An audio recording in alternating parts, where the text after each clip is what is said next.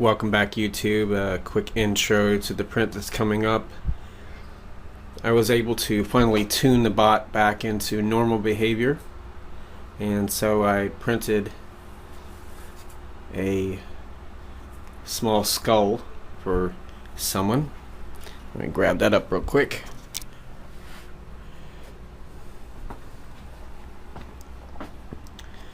So we printed up this skull, which you'll see in the next few minutes on the video. Anyways, it came out pretty good. I sealed it by rubbing it with some acetone on a Q-tip. Turned out pretty good. The layer heights are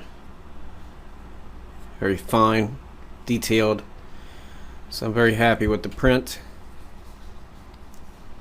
And we're back in order. I'm going to go ahead and start printing things again. One last thing, please stop by www.roboplastics.com and check out the site. I just launched roboplastics.com, and there I'm going to put up some news articles that I've written, plus some articles written by some other makers.